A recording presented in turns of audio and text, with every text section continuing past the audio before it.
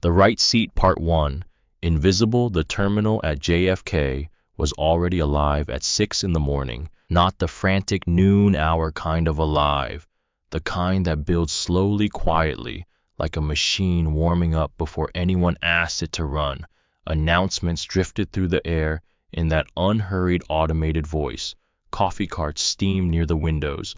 Rolling suitcases clicked against the polished floor in an endless, uneven rhythm.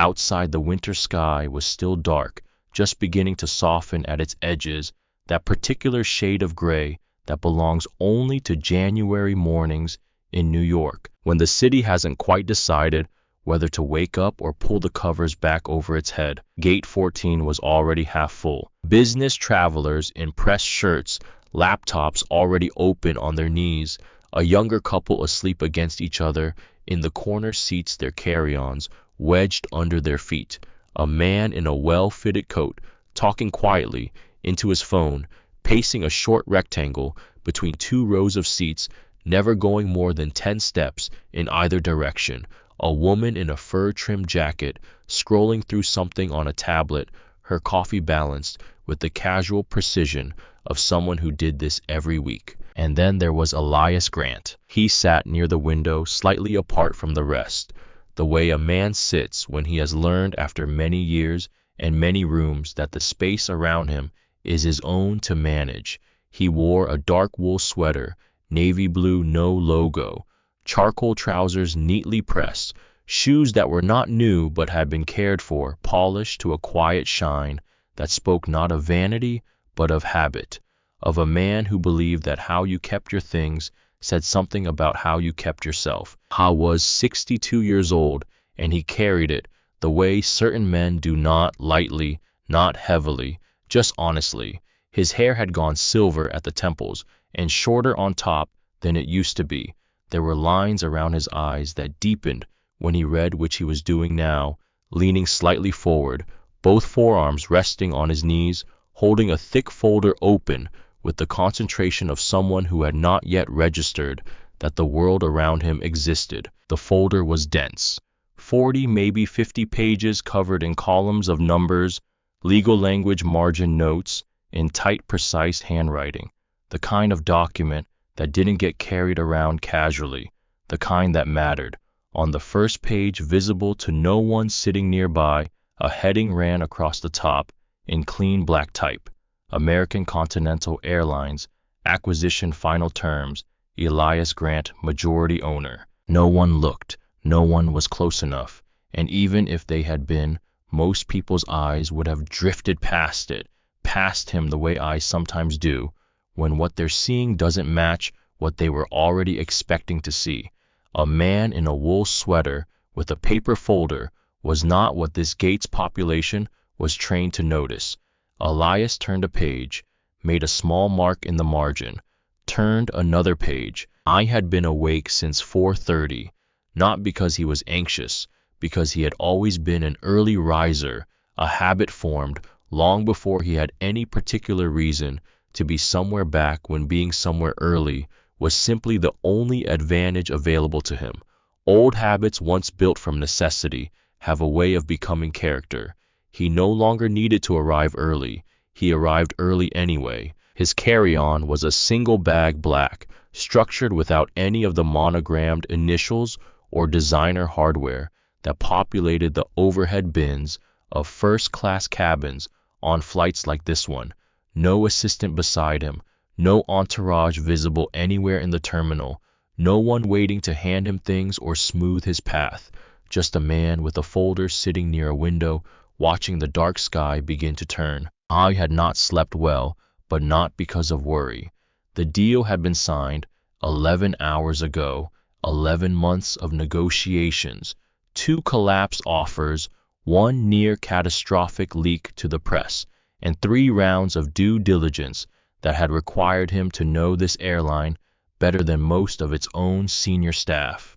Signed at 11 in the evening in a boardroom on the 44th floor of a midtown Manhattan building, with the city laid out below the windows like a circuit board lit from the inside. I had shaken hands quietly, accepted the congratulations of his legal team with a nod, taken the elevator down alone, walked 2 blocks in the cold to where his car was parked, not a service car, his own, and driven to his apartment in Harlem, where he had made a cup of tea, stood at the kitchen window for a while, and thought about things that had nothing to do with the deal itself, things that were older, things that had started here, at this airport, a very long time ago. I did not share those thoughts with anyone. He rarely did. That too was habit, the kind formed in early years, when there had been no one to share them with, when the interior life was the only space that belonged entirely to him, and he had learned to keep it carefully. Now it was morning. The folder was almost reviewed, the flight boarded in 40 minutes. He turned another page, made another note. At the far end of the gate area, the boarding podium was staffed by a single agent who was arranging papers with the mechanical efficiency of someone who had done exactly this thing at exactly this time for a very long time. The jetway door was still closed. A small screen above the podium displayed the flight information in white letters on blue. AA 614, JFK LAX, departure 7:30 a.m., on time. Elias glanced at it once, then returned to his folder. 38 years ago, he had stood on the other side of that kind of door, not as a passenger, as the person who moved the bags of the people who were passengers. He had worn a vest in the winter cold and loaded luggage into the belly of aircraft, while the passengers above him settled into seats and ordered drinks and never thought once about the man below the floor. Anya had thought about them, though, not with bitterness. He had moved past bitterness early because bitterness is expensive and he could not afford expensive things. He had thought about them with a kind of careful attention, the way a student watches something he intends to understand. Where were they going? What did their luggage tell him about their lives? What kind of people boarded last minute? What kind arrived 2 hours early and read the whole time? I had been a student of movement, of systems, of the way people organize themselves around things like gates and seats and who got to go first. He had watched the boarding agents and the gate supervisors and the ground crew coordinators and the ramp managers. He had watched how authority moved through an airport, who deferred to whom, who gave instructions, and who followed them. What made one person's problem worth solving immediately and another person's problem worth transferring to someone else. I had learned a great deal in those years, more than any classroom had ever given him, more in certain ways than the MBA that had come a decade later, earned at night while working days page by page, exam by exam, in the gaps between shifts and obligations and the slow accumulation of the resources needed to cross from one side of that door to the other. Elias closed the folder, not finished but rested. He leaned back in the chair, looked out the window. The sky had shifted, the dark gray had softened to a pale pewter, and the runway lights blinked in long, steady rows into the distance, amber and white, patient and geometric. A plane was taxiing slowly somewhere out there, moving through the half-dark like a great quiet animal, finding its place in a sequence that had been arranged for it long before it arrived. I watched it for a moment. Then he picked up his coffee black from a paper cup, the same thing he had been drinking every morning since he was 19 years old, and took a slow sip. His phone buzzed once, a message from Marcus Webb, all set on the ground. "Welcome aboard, sir." He read it, set the phone face down on his knee, and said nothing. Marcus had been with him for 11 years, first as a junior analyst, then as something harder to define. Not quite a partner, not quite an advisor, the person Elias trusted to handle the things that needed handling without being asked twice and without requiring explanation for why they mattered. Marcus knew what all set meant. It meant the paperwork was filed, the notifications had gone to the relevant parties, and American Continental Airlines now had a new majority owner whose name appeared in no press release yet, whose face had not been in any publication, whose acquisition had been managed with the kind of quiet that money could buy when money was patient enough to wait for it. Elias had been patient for a long time. He stood up, gathered his folder, placed it carefully into the black bag, fastened the clasp, picked up his coffee, and walked to the gate. The boarding agent looked up when he approached, and then looked back down at her screen. He set his bag down, presented his phone with the boarding pass displayed. She scanned it without looking at him. The gate beeped. She handed the phone back, already turning towards someone behind him. "First class, enjoy your flight," she said to the air where he had been. He walked down the jetway. The sound of the terminal fell away. The hollow metal corridor closed around him, and at the end of it, the door of the aircraft stood open, spilling warm yellow light into the gray morning. He stepped on board. The first-class cabin of the Boeing 777 was not yet fully occupied. 6 seats arranged in 2 columns, leather surfaces, catching the overhead light in that particular way that always reminded Elias of showroom surfaces maintained to suggest a quality of experience rather than to actually provide one. He had been in enough of these cabins to know the difference. He had also been in enough of them to know that the difference rarely bothered most of the people paying to sit there. He found his row 1, seat A, window. He opened the overhead compartment, placed his bag with the same quiet efficiency with which he did everything, and settled into the seat, adjusted the reading light, retrieved his folder, opened it to the page he had marked, smoothing the paper with one hand before picking up his pen. The cabin was soft around him. A few other passengers had already boarded. A woman in a gray blazer 2 rows back, her eyes already closed, the practiced stillness of a frequent traveler who has learned to claim rest wherever the schedule allows. A younger man across the aisle, scrolling his phone in that joyless way people did when they were killing time rather than using it. The hum of the aircraft systems ran steadily beneath everything, low and constant, like the breathing of something enormous that did not require anyone's permission to exist. Elias began to read. He was 3 pages deeper into the document when he became aware of someone standing in the aisle to his left. He did not look up immediately. There was no urgency in the presence, no particular weight to it, just the peripheral awareness of a figure stopped beside him, the way you become aware of a change in light without being able to say exactly when it shifted. Then a voice. "Good morning, sir. I'm going to need you to take a look at your boarding pass for me." Elias looked up. The woman standing in the aisle was in her mid-40s, with the precise posture of someone who had spent 2 decades standing at the front of aircraft cabins and had learned to carry herself as though the floor were always slightly tilted, and she alone had mastered the angle.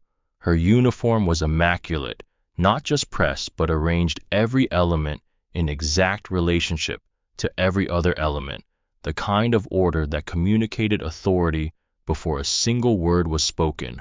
Her name tag read V. Cross. Her smile was present but mechanical, existing at a different level than her eyes, which were doing something more businesslike than smiling. Her eyes were assessing, moving from his sweater to his bag to the folder open on his tray, making small, quick calculations of the kind she had been making in this cabin for 22 years. "Of course," Elias said, and he picked up his phone from the tray table, unlocked it, and turned the screen toward her. She looked at it. Not long. A glance that might have been a look, but wasn't the movement of eyes across a surface, without the engagement that turns looking into seeing. "There may be a system issue," she said. "This seat is typically held for our premium tier passengers." Elias held the phone steady.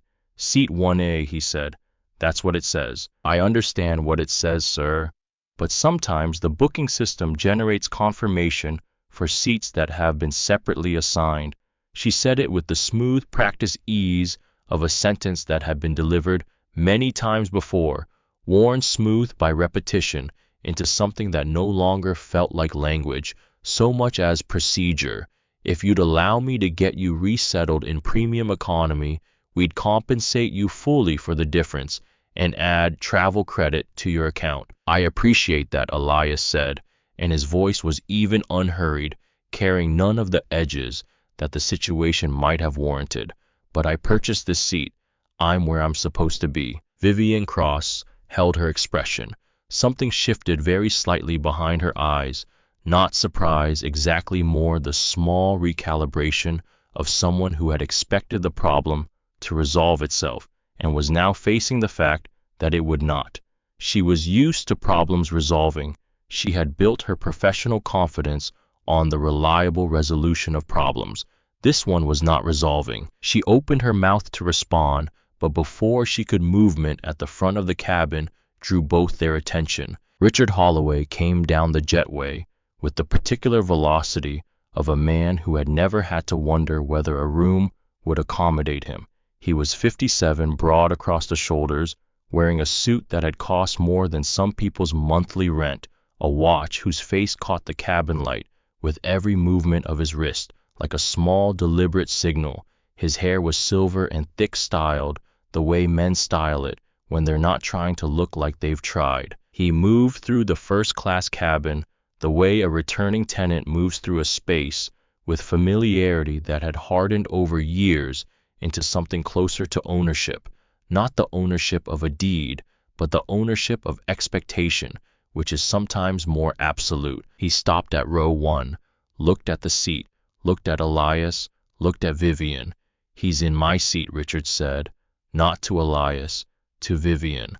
"The way you mention a problem to the person responsible for fixing it without addressing the problem directly, because the problem is an object and objects don't require acknowledgement." "Mr. Holloway," Vivian said, and her whole register changed, warmer, faster, slightly deferential, in a way it had not been 30 seconds ago, as though a different setting had been engaged. "I'm handling it." Richard set his bag against the seat in front, crossed his arms. "I sit here every time. I made that very clear when I booked." "I know," Vivian said. "Then handle it." Elias had been watching this exchange with the stillness of a man who has learned that patience is its own kind of information, that what people reveal when they think a situation is already decided is often more accurate than anything they say when they believe they are being observed. He looked at Richard for a moment. Not the suit, not the watch, not the performance of authority, assembled from expensive materials, just the man. 57 years of being told yes, of having rooms arrange themselves around him, of never once having to consider that the arrangement might be wrong because it never had been, and what has never been wrong has no mechanism for imagining its own error. "Your ticket," Elias said quietly, still looking at Richard. "What seat does it say?" Richard turned his gaze to him for the first time. It was the gaze of a man confronted with an inconvenience that has inexplicably developed a voice. "It says first class," he said. "Which seat A beat?" Richard reached into his jacket, pulled out his phone, found the booking. His eyes moved across the screen. Something crossed his face, fast, gone, almost as soon as it arrived, a flicker of something that might in a different man have been embarrassment, but in Richard Holloway resolved almost instantly into the harder material of someone who had decided not to acknowledge what he had just seen. He put the phone back in his pocket. "The system obviously made an error," he said louder now, turning back to Vivian. "Sort it out." Vivian did not look at Elias. She did not ask Richard to show her the screen. She had made her assessment, and she had chosen her position, and now she was moving forward from that position with the conviction of someone who has confused speed with certainty. She turned toward Elias with an expression that had gone from professional to resolute in the space of about 3 seconds. "Sir," she said, and the "sir" had changed shape entirely. It was harder now, carrying less courtesy and more instruction. "I'm going to have to ask you to take a different seat. We will take care of you fully." "You haven't verified his ticket," said a voice from behind them. Everyone turned. Nora Callum was standing near the galley entrance, a service tray in her hands, her body slightly angled toward them, in the way of someone who has been watching for longer than the moment suggests. She was 32, with dark auburn hair pulled back neatly, and she had the look of someone who had just completed a private internal argument, and come down at some cost on the side of speaking. Her eyes met Vivian's directly. The silence lasted exactly 1 second. "Thank you, Nora," Vivian said, in the tone supervisors use when they mean the opposite, the tone that contains a warning dressed as acknowledgement. "I've got this." Nora held the gaze for a moment longer than was comfortable, long enough to make clear that she had heard and was choosing to comply rather than unable to resist. Then she turned and moved back toward the galley. But she didn't go far, and she didn't stop watching. Vivian looked back at Elias. "Sir, I need you to cooperate so that we can get this flight boarded on schedule." "I am cooperating," Elias said. "I'm sitting in the seat I paid for." Richard exhaled through his nose, a short, pressurized sound of someone whose patience, such as it was, had been fully depleted, and who considered this depletion to be someone else's fault. "This is ridiculous. Get security." Vivian straightened. She picked up the intercom handset from its cradle near the bulkhead, pressed a button, spoke quietly, efficiently, in the tone of someone issuing a professional request, not a personal one, never a personal one. Always the system, always the protocol, always the weight of procedure standing in place of individual judgment, so that the judgment itself never had to be examined. "This is Vivian Cross, cabin crew, on AA 614. I need security assistance in the first-class cabin. Passenger in seat 1A is non-compliant." The word sat in the air. Non-compliant. It was a useful word, a word that meant something before anyone had checked anything, a word that transferred the weight of the situation from the one applying it to the one receiving it efficiently and without apparent malice, the way certain tools work best when you don't think too carefully about what they're designed to do. Elias set his phone down on the tray table. He closed his folder slowly, the way you close something you intend to return to marking your place, not with urgency, but with the quiet confidence of a man who knows the interruption is temporary. He placed both hands flat on the cover. He looked out the window. The sky outside had continued its slow transformation. The pewter gray had given way to something with a little color in it. Now, a thin line of coal blue along the horizon, the first honest light of the morning pressing through the dark like something that had been waiting a long time for permission. The ground crews moved below in their fluorescent vests, methodical, purposeful, attending to the things that needed attending to before an aircraft full of people could move safely from one point on the earth to another. Their movements were precise and unwitnessed by anyone above them. The passengers never looked down. I had been one of them once. Down there, below the floor, invisible from above, he breathed in, breathed out. Simply breath, not performance, not management. Just the ordinary function of a body that had learned over many years and many harder rooms than this one to remain present without being consumed by what the present contained. 2 airport security officers came down the jetway and into the cabin. They were professional, physical in the way of people whose job required it, but not aggressive. They read the room with the speed of people trained to assess before acting, to identify the weight of a situation before adding to it. The first one looked at Elias, then at Vivian. "What's the situation? Passenger is refusing to vacate an incorrectly assigned seat and is delaying boarding," Vivian said, clean and quick. The officer turned to Elias. "Sir, I'm going to ask you to come with us." Elias nodded slowly, the single nod of a man who understands exactly what is happening and has decided with full clarity how he intends to move through it. He stood. I was not a tall man, but he had the kind of presence that made tallness beside the point, the presence of someone for whom the relationship between the interior and the exterior has been fully resolved, so that what is outside him simply reflects what is inside without distortion or performance. He straightened his sweater at the hem with both hands, a gesture so ordinary it made the context around it feel stranger by contrast. He reached up and removed his bag from the overhead compartment. Holding it steady, he fastened the clasp. Every movement was exact, not performed exact, the way a craftsman handles tools at the end of a long day with respect for the process, even when the outcome has been unreasonable. Nora watched from the galley. The woman in the gray blazer 2 rows back had opened her eyes and was watching too, not with the detached curiosity of someone observing something unrelated to them, but with the particular attention of someone who recognizes something and is not sure yet what to do with the recognition. The young man across the aisle had put his phone down. Richard stepped back slightly to give the officers room, arranging himself into the satisfied stillness of someone watching a situation resolve in the direction they had always expected it to resolve.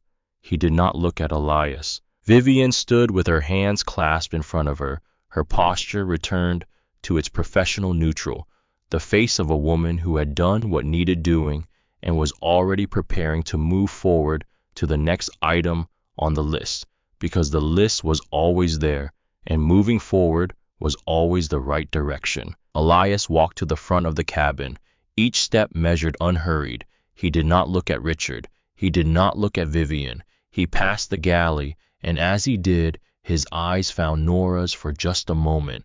She was looking at him directly, not performing neutrality, not pretending to be busy, just looking her expression, carrying something careful and unresolved, the face of a person holding something they have not yet determined what to do with but know they cannot simply set down. He said nothing to her. He didn't need to.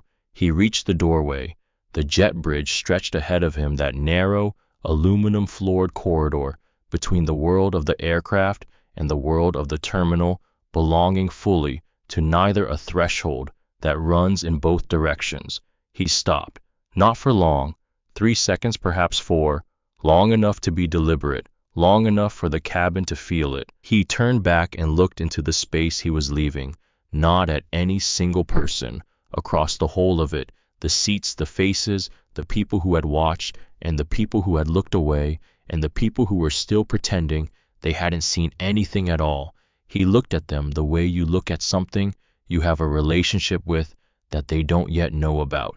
He spoke quietly, not loud enough for theater, loud enough to reach.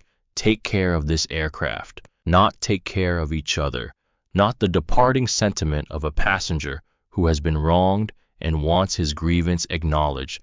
Something more specific than that, something that assumed a relationship between the speaker and the object that no one in the cabin yet understood, and that carried in its precision the particular weight of a statement made by someone who means it in a way that will become clear later. Richard let out a short breath of air, dismissive, already past it, already reaching for his phone.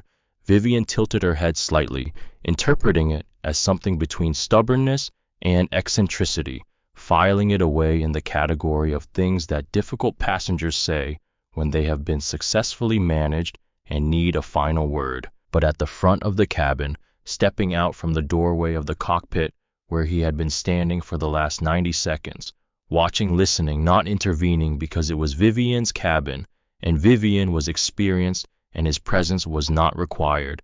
Captain Walter Briggs stood very still. I was 54 years old, with the kind of face that had stopped reacting to things visibly some years ago because the cockpit required a certain economy of expression, a face that gave nothing away to the instruments or to the passengers or to the situation in front of him until he had fully determined what the situation actually was.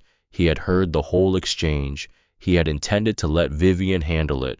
Something had kept him at the doorway. Now that something had a name, but he couldn't quite reach it yet. Take care of this aircraft. He turned the phrase over in his mind with the methodical attention he brought to anomalies, the instrument reading that doesn't quite match, the sound that falls slightly outside the expected register, the number that is correct but not in the right relationship to the other numbers. Passengers said all manner of things when they were upset. They threatened calls to corporate. They demanded refunds and upgrades and apologies. Occasionally, they made vague pronouncements about how someone would definitely be hearing about this. They did not say, take care of this aircraft. Not like that, not with that particular specificity, not the way a person said it, who had a reason to mean it, that went beyond sentiment or pique. Briggs stood in the doorway and watched the man walk down the jet bridge and disappear from view. Then he went back into the cockpit, sat down in his seat, and reached for his phone. I had received an email at 11:30 the previous night, a notification from corporate communications flagged as informational sent to senior staff across the airline's operational divisions. He had read the subject line while standing in the kitchen of his apartment in Queens, noted it was administrative in nature, and set it aside. It was 11:30 at night, and he had a 6:50 departure in the morning, and he had a protocol about administrative emails from corporate. They existed on a different timeline than the timeline of the aircraft, and the timeline of the aircraft always came first. Now he opened it. He read the subject line.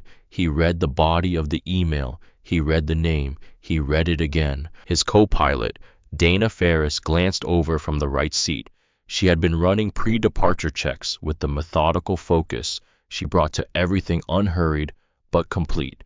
The rhythm of someone who has been doing this long enough to know that the checks matter most when everything seems fine. She noticed the change in his posture. Not large, Briggs didn't do large, but present. A stillness that was different from his normal stillness, the way a stop clock is different from a clock that is simply keeping very steady time. "Everything okay?" she asked. Briggs put the phone face down on the console beside him. "Hold departure checks for a moment," he said. Dana raised an eyebrow, said nothing, held. Briggs looked at the cockpit door. Behind it in the cabin, Vivian Cross was doing exactly what she believed she was supposed to do, in exactly the way she believed it was supposed to be done, with the full confidence of 22 years of institutional certainty solidly at her back. And the man she had just had removed from the aircraft was standing somewhere in the jet bridge at John F. Kennedy International Airport, which was, as of 11 o'clock the previous evening, an airport served almost exclusively by an airline that now belonged to him. Briggs picked up the intercom. Out in the jet bridge, Elias Grant had already stopped walking. He stood near the small oval window that looked out over the tarmac, watching the ground crew below.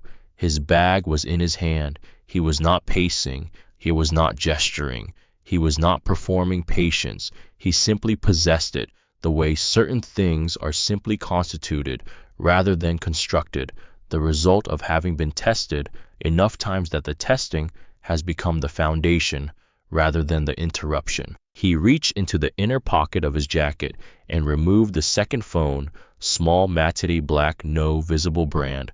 He unlocked it with his thumb, found the name, Marcus Webb. He pressed call. It rang once, connected. Elias Marcus's voice came through, fast awake, the voice of a man who had not been entirely asleep. "I thought you were airborne," Marcus Elias said. A half-second of recognition, not of the name but of the quality beneath it. The particular register of Elias Grant when something has happened that was not supposed to happen. "What happened?" Marcus asked. "Your crew," Elias said, and his voice was even without performance of any kind, not anger, not irony, just the flat presentation of a fact that required no embellishment, just removed me from my own aircraft. Silence, not confusion, not disbelief. The particular silence of someone who has just registered something significant and is already within that silence, beginning to move toward what needs to happen next. "Where are you?" Marcus asked. "Jet bridge, gate 14. Don't go past security. I'll handle the ground team. Captain has already been reached. I can see the intercom light from the gate agent screen. Give me 4 minutes." The line went quiet. Elias lowered the phone, stood looking out the small window. Below, a man in an orange vest was guiding a baggage cart along the apron with the unhurried precision of someone whose job required attention, regardless of whether anyone was watching. Moving the cart, stopping it, adjusting the angle, moving again. Precise and unwitnessed by anyone above, the work that kept the system running was almost entirely invisible to the people the system was running for. Elias watched him for a long moment, then he looked up at the plane, his aircraft. Every cabin, every seat, every galley cart, an overhead bin, an instrument in the cockpit, every piece of the system that had in the last 17 minutes moved him out of a seat he had purchased and into a hallway, as though that were simply the natural order of things, as though the natural order of things were self-evident and required no examination. I did not feel rage. He had moved through rage many years ago in harder rooms than this one, and had learned that rage, while understandable, was the most expensive response available. It cost energy and clarity and the particular quality of attention that he needed most. What he felt now was something colder and more useful, the specific clarity of a person who understands not just what has happened, but what it means and what precisely needs to happen next. Not to the people involved, they were already moving through their own reckonings, but to the system that had made it so easy for the moment to occur. The jet bridge hummed faintly around him. The door of the aircraft was still open. Inside, the cabin crew was resetting, the passengers were settling, and somewhere in seat 1A, Richard Holloway was arranging himself with the ease of someone for whom the universe had once again corrected its own errors. None of them knew yet. The folder was still in his bag. The document was still on the page he had marked. The morning was still early, still cold, still full of the particular possibilities that early mornings contain before the day has had time to narrow them. He turned away from the window and waited. The minutes passed, the way minutes pass when you are not counting them, not quickly, not slowly, but at their own pace, indifferent to whatever is being waited for. The terminal hummed behind the jet bridge walls. A gate agent passed the small window at a brisk walk, talking into a headset, not looking up. His first phone buzzed. His attorney confirmation received. Proceed. He put it away. His second phone buzzed. Marcus again, ground team is at the gate agent desk. Captain has been reached. Standby door is still open. Elias read it, looked up at the aircraft. The door was still open. Inside the cockpit, Captain Walter Briggs had read the email twice, then a third time, and then had done what the situation required, called the airline's duty operations officer. On the ground stated the name, asked for verbal confirmation, and received it within 90 seconds. The duty officer's voice had changed when she understood what she was confirming. Not dramatically, she was a professional, and professionals are trained to keep their voices level when things become significant. But something in her cadence had shifted a fraction slower, a fraction more careful, the shift of someone who understands that the words they are saying are going to matter. Briggs had thanked her, ended the call, sat for a moment with his hands resting lightly on his knees, looking at the instrument panel in front of him without seeing it. The way you look at something familiar when what you're actually doing is thinking about something else entirely. 26 years of flying.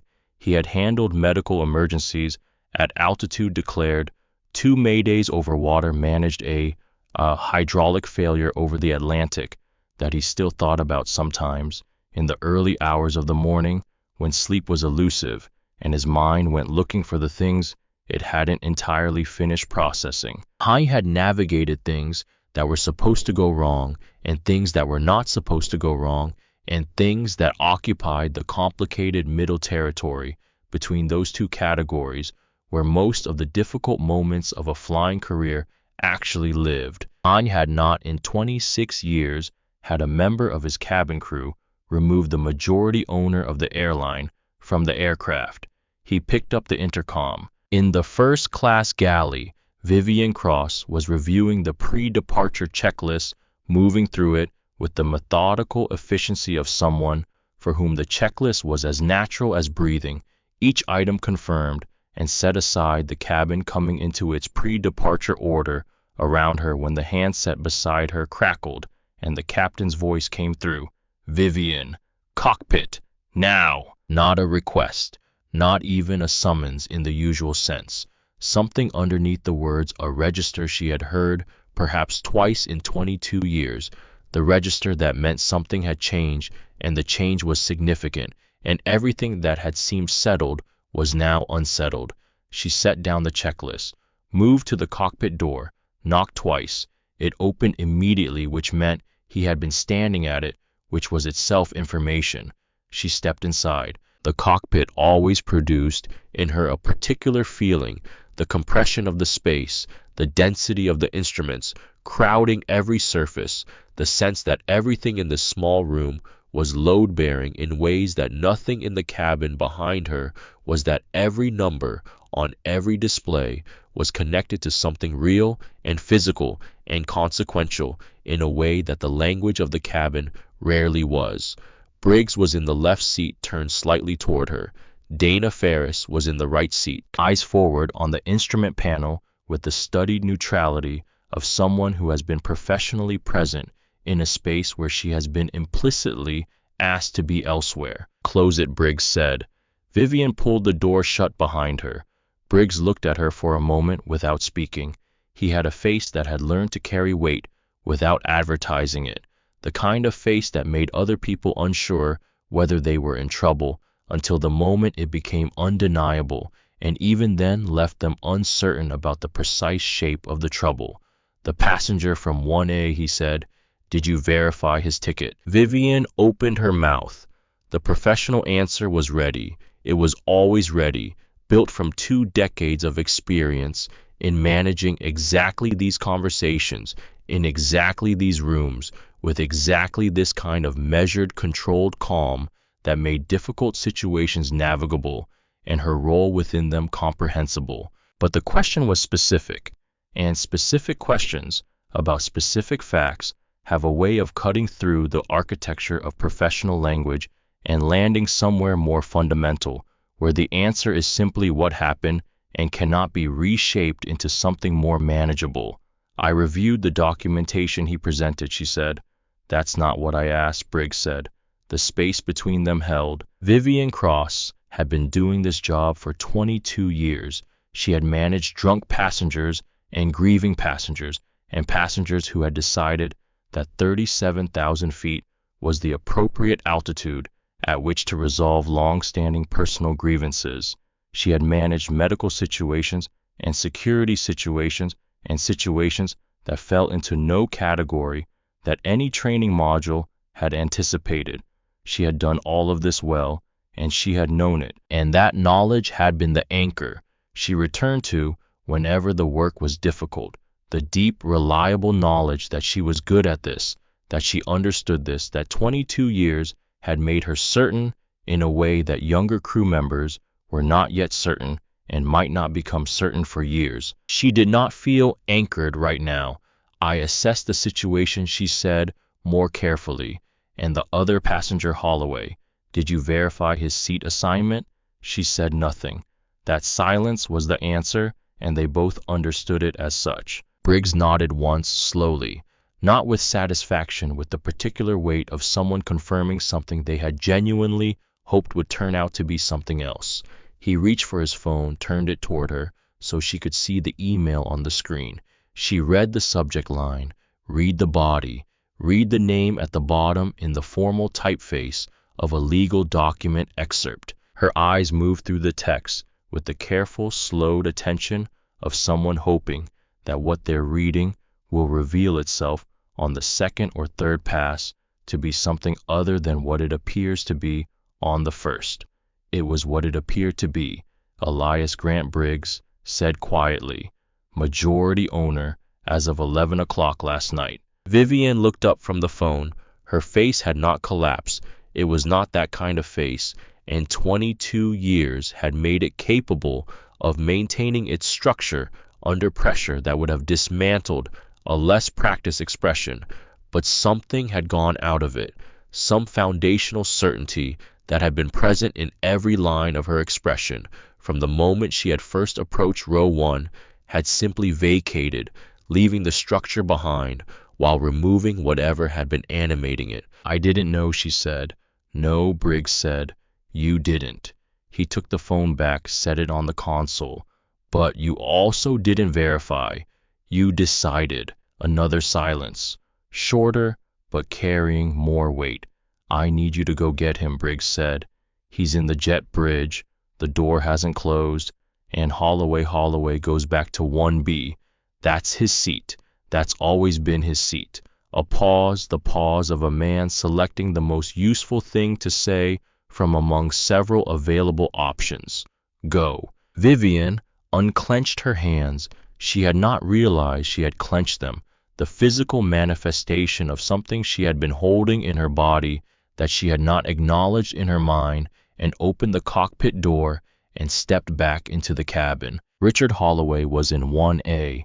He had lowered the tray table and placed a drink on it, something amber, no ice, and was scanning his phone with the concentrated indifference of a man who has already filed the event in the resolve category and is now simply existing in the aftermath, ready for the next thing.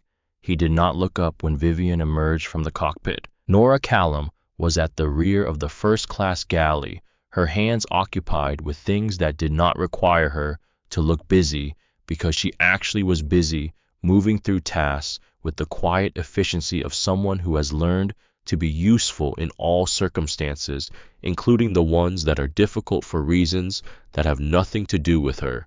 She looked up when Vivian came through. Their eyes met briefly. Nora's expression did not change. She returned to what she was doing. Vivian walked to the aircraft door. The jet bridge stretched before her, fluorescent lit and still. She could see him at the far end of it, the dark sweater, the bag in his hand, the posture of a man who had not spent the last 10 minutes escalating toward anything. She walked toward him. Her shoes made a sound on the jet bridge floor, a sound she was conscious of in a way she was not usually conscious of it, as though the corridor were amplifying something she would have preferred to keep contained, returning it to her with each step. He turned when she was about 10 feet away.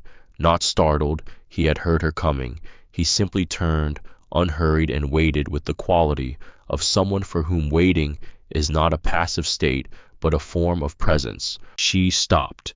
There were things she had intended to say, things shaped by training and protocol and the vocabulary of service recovery that had been her professional language for more than 2 decades, sentences that would acknowledge the situation without fully inhabiting it, that would smooth the transition back to normalcy without requiring too much examination of what had created the abnormality. She looked at him. He looked back at her, and the sentences went somewhere she couldn't reach them. "We made a mistake," she said. The words came out smaller than she had intended without the professional, containing frame she had planned around them. Just the fact itself, unadorned. "Please come back." Elias Grant studied her face. Not unkindly, there was no unkindness in him at this moment, not toward her. With the attentiveness of a man who has learned over many years and many conversations to distinguish between a person delivering a message and a person meaning it, between the performance of accountability and the actual weight of it. He looked at her long enough to take the honest measure of which this was. He was not entirely sure it was fully either yet, but it was not nothing. He nodded once, picked up his bag, walked past her toward the aircraft. She followed. He stepped back through the door, back into the warm, pressurized, carefully maintained world of the first-class cabin, where everything was designed to suggest comfort and order and the reliable functioning of a system that existed to serve the people inside it. And this time, he did not stop at the front.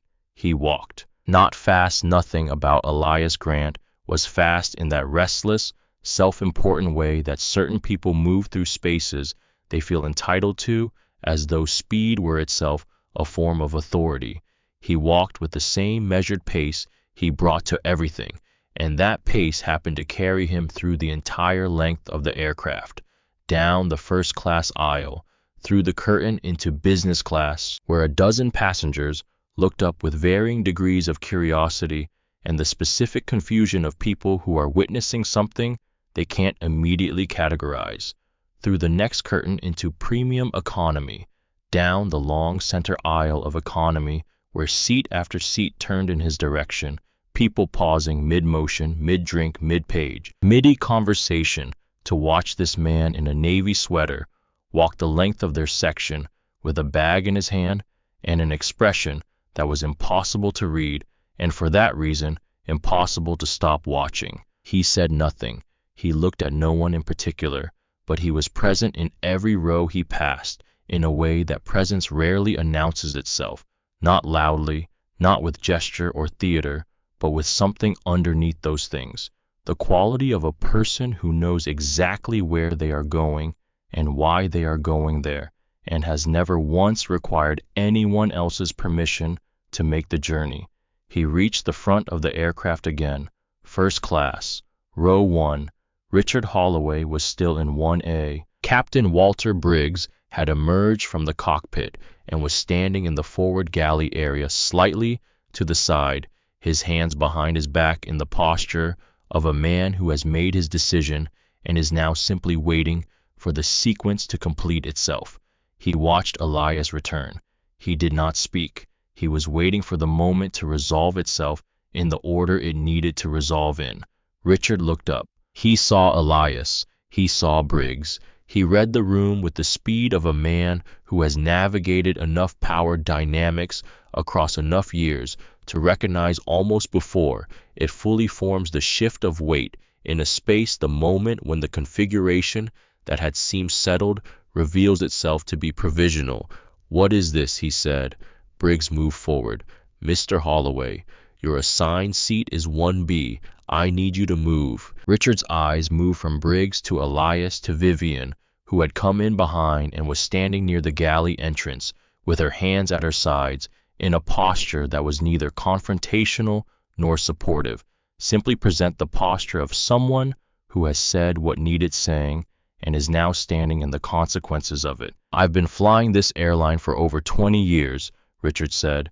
His voice had risen slightly, not quite loud, but caring as voices do when the person speaking them needs the room to feel the weight of what they're saying.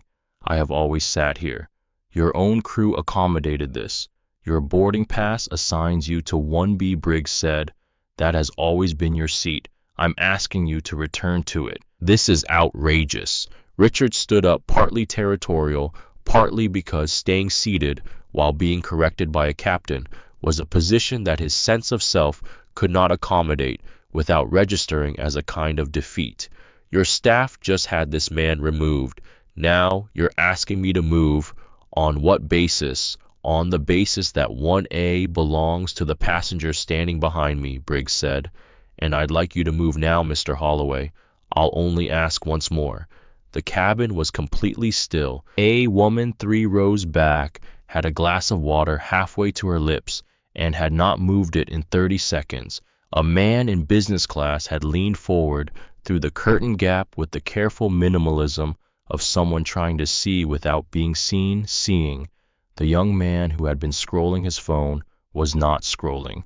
Richard Holloway looked at Elias Grant, and for the first time since this had begun, since the moment he had walked down the jetway with his gold watch and his diamond tier expectations and his absolute certainty about how the world arranged itself, he looked at him without the filter of that certainty in place, without the lens that had been installed so long ago and used so constantly that he had long since stopped being aware of it as a lens at all, having mistaken it for simply how things looked. What he saw was a man standing with a bag in his hand, waiting quietly for a seat that had always been his.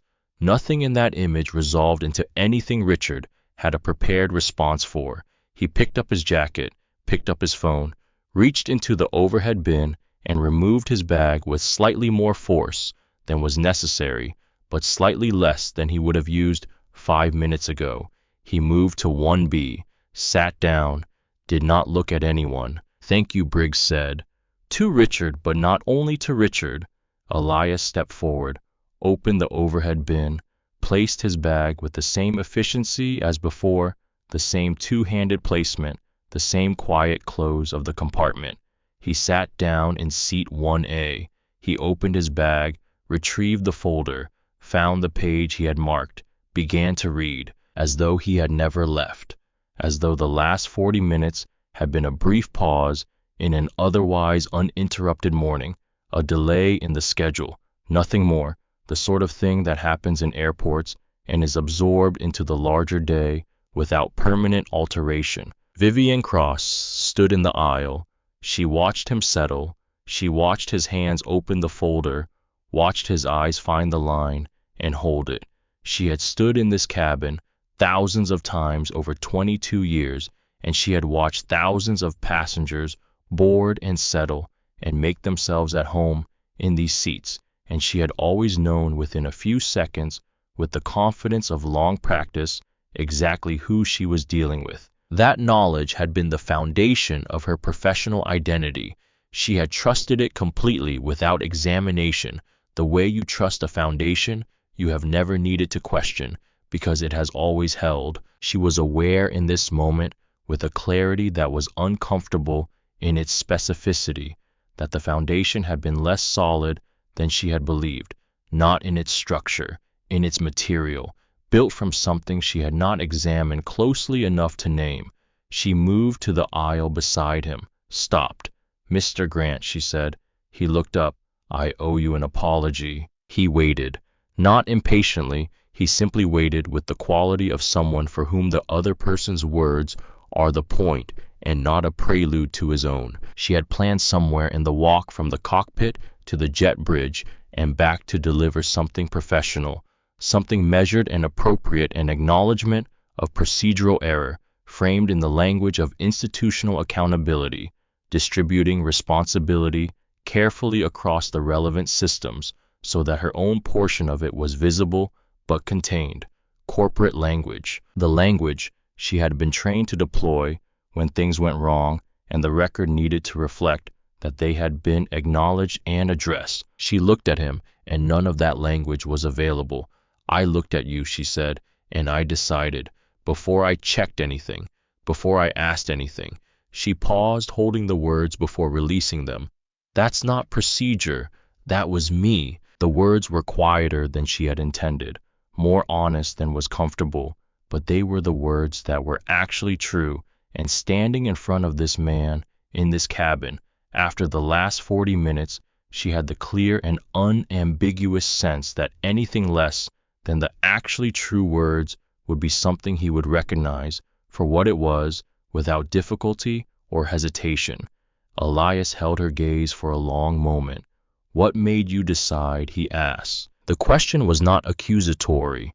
It was direct in the way of questions asked by people who have already drawn their own conclusions and are measuring the distance between those conclusions and what they are about to hear, not to judge the distance but to understand it. Vivian opened her mouth, closed it.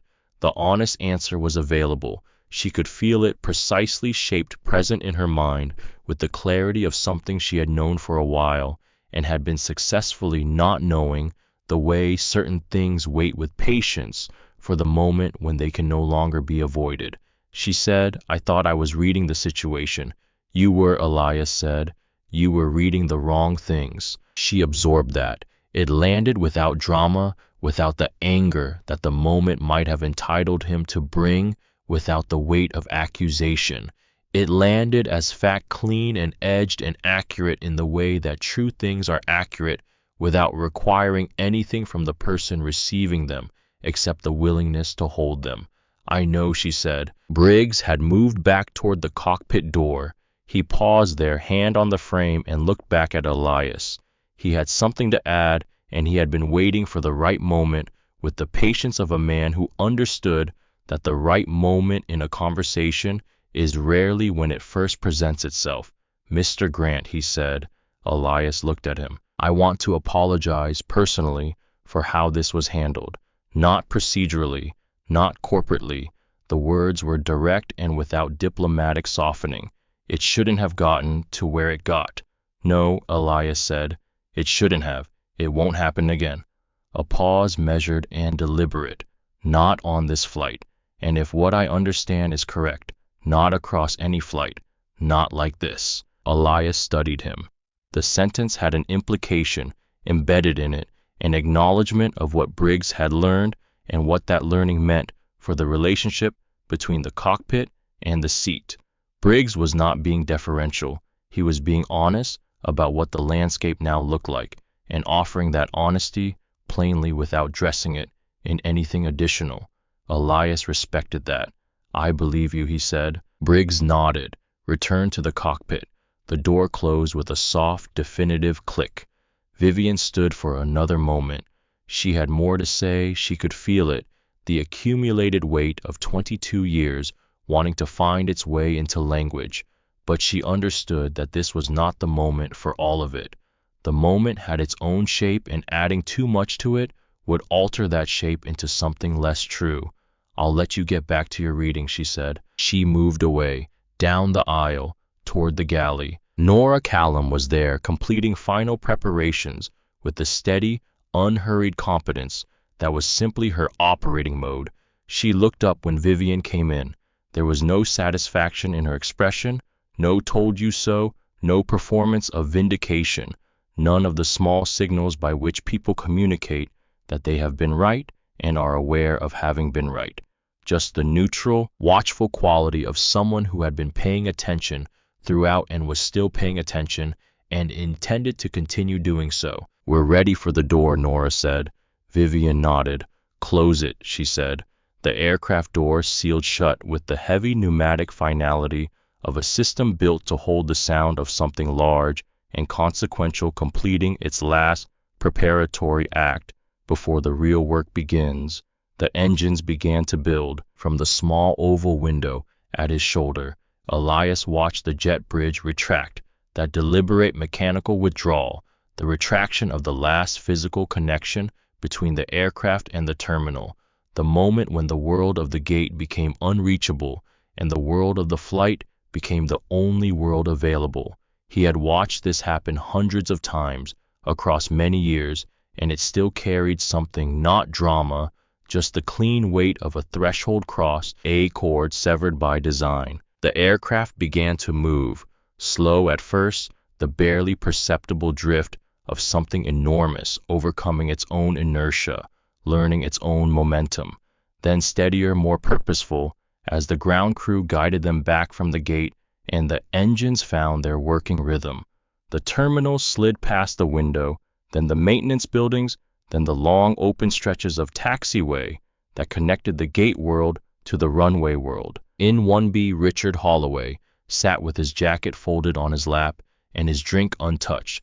He was looking out his own window, the same tarmac, the same January light, but from a seat that had until 40 minutes ago never required his consideration. He had sat in 1B before. He had sat in 1B many times on flights where 1A had been occupied by someone whose prior claim he had simply accepted without interest. It had been a neutral fact, the seat he was in. Now it felt different. Now the 14 inches between 1A and 1B had acquired a meaning it had not previously carried, not logistical, not about window angle or ease of egress, but about something that had no clean name and was therefore harder to set aside. He glanced toward 1A. The man was reading, pen in hand, making small marks in the margins with the focus of someone for whom the work in front of them is more interesting than the drama behind them, not as performance, not as demonstration, but as the simple, genuine fact of a person whose attention is actually present to what they have chosen to attend to. Richard watched him for longer than he intended to, then looked away. The aircraft reached the runway hold short line and stopped. The engines dropped back to idle. Outside, 2 other aircraft moved ahead of them in the departure sequence, taking their places in the ordered geometry of the runway environment.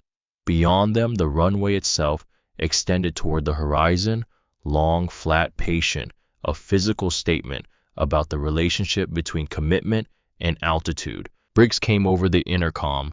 His voice was the voice he used for cabin address, measured clear, the voice of a man in command of something that required and deserved the full weight of command. "Ladies and gentlemen, good morning. This is Captain Briggs. We're currently number 3 for departure.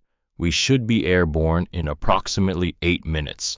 Flight time to Los Angeles today is 5 hours and 40 minutes. We're looking at smooth conditions across most of our route with some light chop possible over the Rockies. A pause, perhaps a half-second longer than the standard pause, long enough for the people paying attention to notice. Thank you for your patience this morning. The intercom clicked off. Nora was moving through the first-class cabin with the quiet efficiency of final pre-departure checks. Tray tables, seat belts, overhead bins, the small systematic attentions that existed to be effective rather than noticed, the kind of work that does its job precisely because it doesn't draw attention to itself. She reached row 1. Mr. Grant, she said softly. He looked up. Tray table, she said with a small gesture. He looked down. The tray table was down, the folder resting on it. He closed the folder, raised the tray, latched it with the practiced motion of a frequent flyer. She checked it with the same impersonal efficiency she brought to every row. Then she paused, the pause of someone who has something they have decided to say and is deciding only when, not whether. I should have pushed harder, she said. Quiet, direct, not seeking a response, stating a fact to the person most owed it. When I spoke up earlier, I should have pushed harder before it got where it got. Elias looked at her. You spoke, he said, when no one else did. It wasn't enough. It was something he said. Something is where more starts. She held his gaze for a moment with the directness he had noticed in her from the beginning, that quality of being actually present in an exchange rather than performing participation in it. Then she nodded once, a small private nod that had nothing professional in it, and moved on to the next row. The aircraft reached the runway. The engines built with the particular intensity that never quite becomes routine, regardless of how many times you have experienced it. That gathering of enormous mechanical force, the entire frame of the aircraft becoming taut with it, the runway lights beginning to blur at the window edges as the speed accumulated toward the number that changed everything. Then the rotation, that specific moment when the aircraft commits, when the nose lifts, and the physics shift from the domain of the ground to the domain of the air, when everything heavy and earthbound becomes for the duration weightless in the way that only commitment makes possible. Elias felt it in the way he always did, not with excitement, not with anxiety, with attention, the same attention he brought to everything important. The ground fell away. The winter city spread below, the tight gray grid of Queens extending toward the water, the hard blue of the harbor catching the early light, the bridges hanging their impossible spans over the cold water in the quiet confidence of things that have been tested and held. And somewhere below all of it, somewhere along the long river of the taxi apron, the patch of tarmac where a 24-year-old in an orange vest had once loaded bags into the belly of planes belonging to a world he had intended from the beginning to understand from the inside. He looked at it until it was too small to distinguish from the grid below. Then he looked forward, raised the tray table latch, retrieved his folder, found his page, and continued. The clouds below the aircraft had thickened over Ohio. Not storm clouds, nothing dramatic, nothing that called for attention from the flight deck or concern from the passengers sitting above them. Just the slow, patient accumulation of winter weather that gathered over the middle of the country this time of year, building in wide, flat layers that turned the landscape beneath them into something abstract and unreachable. From 37,000 feet, the world below had become a white ceiling, seen from above, seamless still, as though the earth had been carefully put away for the duration of the crossing and would be returned when the aircraft was done with its business in the sky. Inside the cabin, the service had settled into its rhythm. Nora Callum moved through first class with the quiet efficiency that was simply her natural mode, not performing competence, just exercising it. The difference being that performance requires an audience and competence does not. Drinks refreshed without being asked, a blanket retrieved from the forward closet, and offered to the woman in the gray blazer who had been asleep since takeoff and was now shifting in that particular way of someone whose sleep is becoming uncomfortable. The small attentions that made the difference between a cabin that felt managed and a cabin that felt cared for.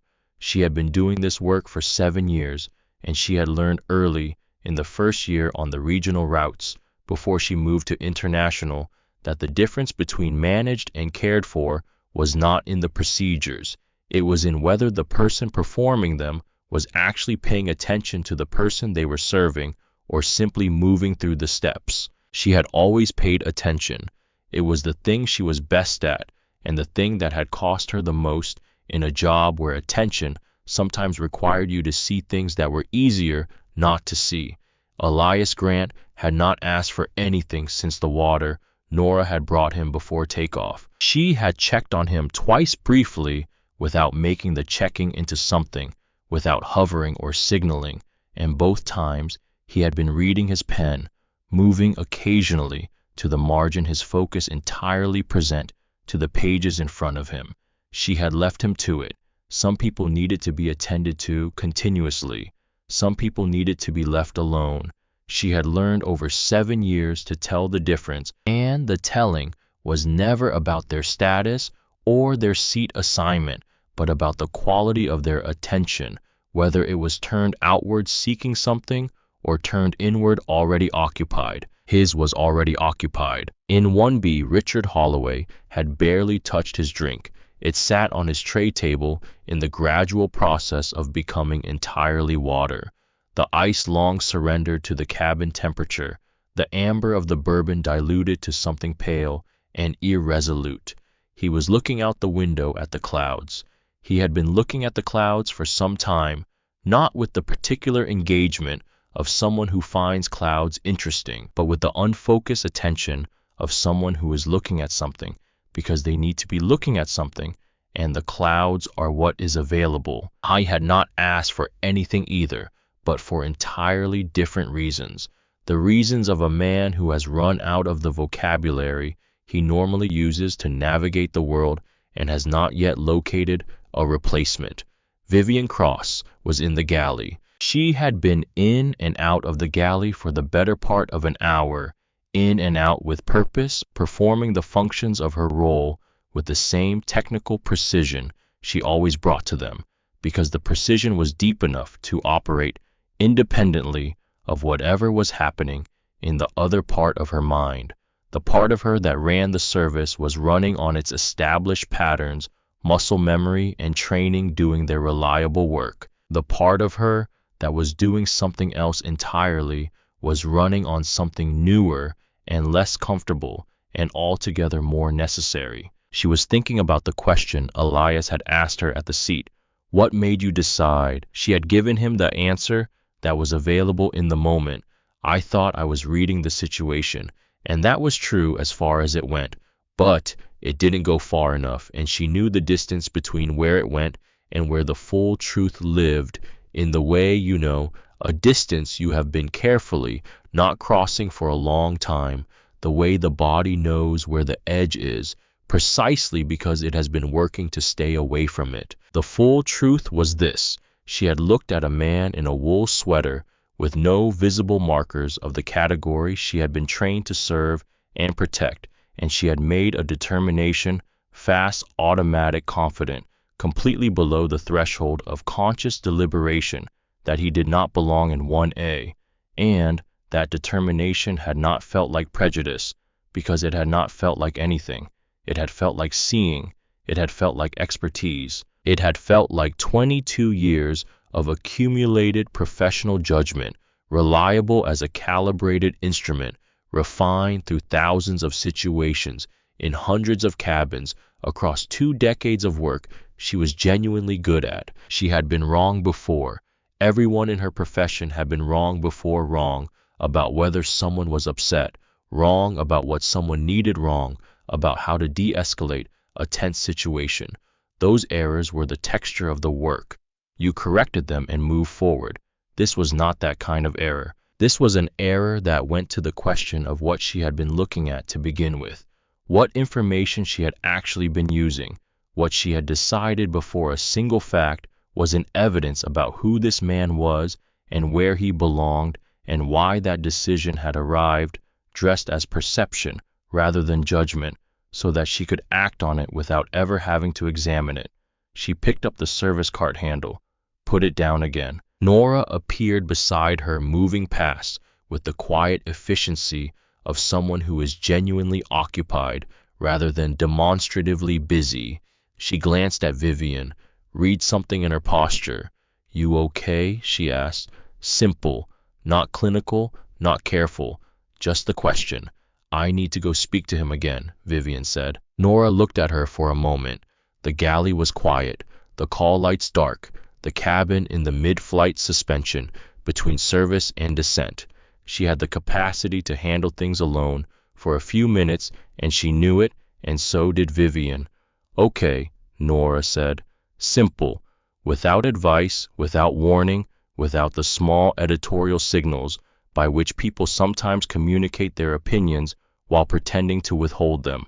Vivian came back down the aisle, stopped at row 1. Elias looked up from the folder. She had not planned what she was going to say this time. She had decided somewhere between the galley and the seat that planning was not the right approach, that planning produced the kind of language she had already used, the professional language that acknowledged without inhabiting, and what this moment required was something that actually inhabited the truth of what had happened. "I've been doing this job for 22 years, she said. He waited. "I thought I was good at it." He waited. "I think I was good at parts of it," she said. "And I think there were other parts I was doing badly for a long time without knowing it." She stopped, started again from a different place. "That's not an excuse. It's just what I understand now that I didn't understand this morning." Elias held her gaze. The expression on his face was not forgiving. Forgiveness was its own process and would take its own time and could not be produced on demand by honesty, however genuine. But it was attentive. It was present. It was the look of a person who is actually listening to what is being said rather than waiting for the saying to be over so they can respond. "You had 22 years of decisions," he said. "How many of them looked like the one this morning?" The question settled over her. She felt the weight of it, not accusation, but dimension. The weight of a number she could not calculate, but could sense the way you sense the size of a room in the dark, feeling its edges without being able to see them. "I don't know," she said. "I know," he said. "That's the right answer." She looked at him for a moment. "What do I do with that?" He considered. Not the consideration of performance, the actual consideration of someone for whom the question deserves a real answer because it was asked in real good faith. "You start counting forward," he said. "From today." She absorbed that, nodded once, the private nod slower and more genuine than anything in her professional vocabulary of nods, the nod of someone receiving something they intend to keep. "Thank you," she said. She walked back to the galley. The aircraft held its altitude, its heading its course across the winter sky. The blue above the cabin windows was that particular shade of blue that exists only at altitude in January, hard and clear and entirely indifferent to whatever was happening inside the pressurized tube moving through it. Somewhere over Pennsylvania, the first traces of cloud appeared below, white and shapeless, moving in their slow patterns, thousands of feet beneath the aircraft, belonging to a different layer of the atmosphere entirely. In 1A, Elias Grant turned a page. In 1B, Richard Holloway looked out the window at the clouds below and thought about things he had not thought about in a very long time, if he had ever thought about them at all. And in the galley, Vivian Cross began for the first time in 22 years to count forward. The intercom crackled. "Briggs, Vivian, can you come forward?" She set down what she was holding and walked to the cockpit door, knocked once, entered. Briggs was in the left seat. Dana Ferris was managing the instruments in the distributed, settled way of a co-pilot, in cruise present, but not pressed her attention available without being demanded. Briggs turned slightly toward Vivian as she entered. "Sit down for a second," he said. She sat in the observer's seat behind the center console. The cockpit spread before her the dense, purposeful world of instruments and displays that she had occupied perhaps a dozen times over the years for various reasons and had never entirely stopped finding remarkable. Everything here served a function. Everything here was accounted for. Nothing existed in this room that was not in some direct way load-bearing. "I want to talk about what happens next," Briggs said. "In terms of the flight, in terms of everything." He said it without drama because Briggs did not use drama. "You understand what the situation is, who he is." "Yes." "So you understand that this morning is going to be examined. What happened here is going to be reviewed." She nodded. She had understood this from the moment she read the email on his phone in this room. The review was a certainty. The questions were only of scope and consequence. "What I want to know," Briggs said, turning fully toward her with the attention he gave to things that required his complete attention, "is what you want to do about it." She frowned slightly. "What do you mean?" "I mean that there's a difference between what happens to you and what you choose to do." He looked at her steadily. "The review will happen regardless. What you bring to it, that's yours to decide." A long pause. The aircraft hummed steadily around them, the engines a constant presence beneath everything. "I want to be honest," she said, "about all of it, even the parts that are hard to say, especially those." Briggs looked at her for a moment with the measuring quality he brought to assessments that mattered. Whatever he found, he appeared to find it sufficient. He nodded once. "Then go back out there," he said, "and be what you just told me you want to be." She stood, moved to the door. "Vivian." She turned. "He's not what I expected either," Briggs said. "I want you to know that. I had the same email you would have had if the notification had gone to cabin crew as well as operational staff. I didn't read it carefully enough." He paused, choosing the next words with the care of someone who knows they matter. "We both made assumptions about what administrative emails from corporate look like. The difference is that mine didn't cost anyone anything. Yours did." She held that. "I know," she said. "I'm not saying it to make you feel better," he said. "I'm saying it because it's true, and because the truth of it belongs to both of us, not just to you." She looked at him for a moment. This man she had flown with a dozen times over the years in this cockpit on routes like this one. She had always respected him as a pilot. She respected him differently now. She went back out. The cabin held its mid-flight quiet, the long suspended middle of a long flight when the service is complete and the descent hasn't begun and the aircraft simply carries its passengers through the sky with the patient, enormous indifference of a system that does not require anyone's acknowledgement to function. People had settled into their private arrangements. The woman in the gray blazer, asleep again, her blanket pulled to her chin. The young man across the aisle, with headphones now in, his phone finally serving a purpose. The other passengers distributed through the cabin in their varying states of transit. Vivian walked to row 1 and stopped. Elias was reading. He looked up when she arrived with the unhurried pace of someone who decides when to look up, rather than simply reacting to presence. "Captain Briggs told me something," she said. She had decided not to frame it carefully.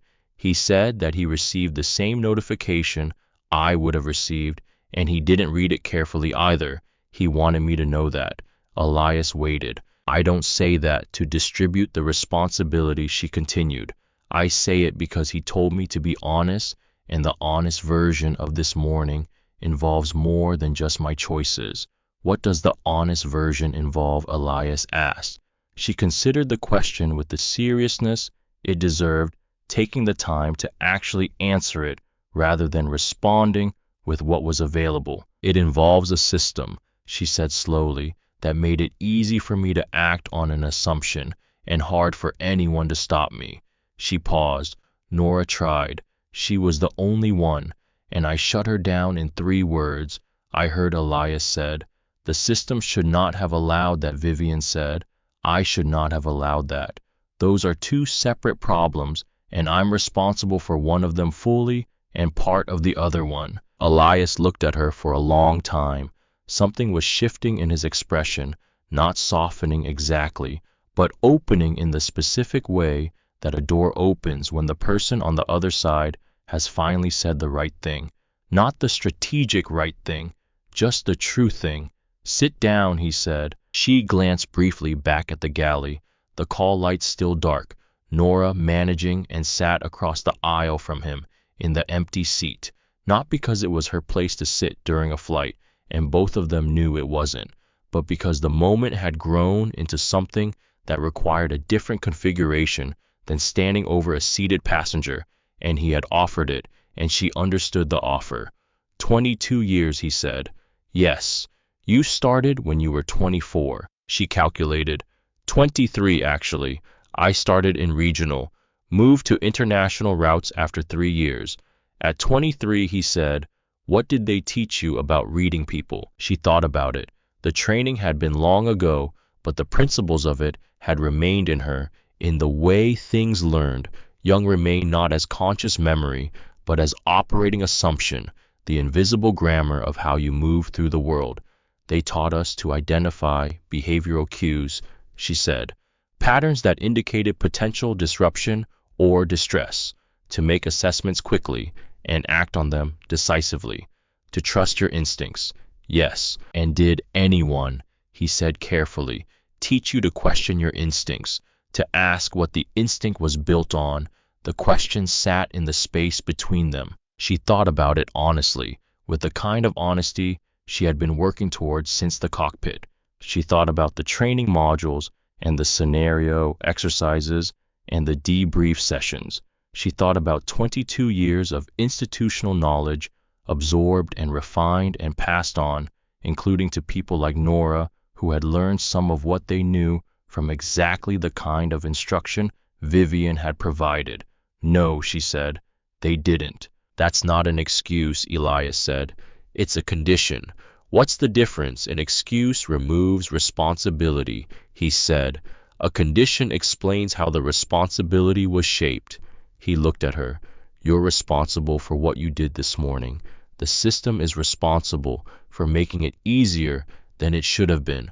Both things are true at the same time. She absorbed this with the care of someone receiving something they know they will need to think about for longer than this conversation allows.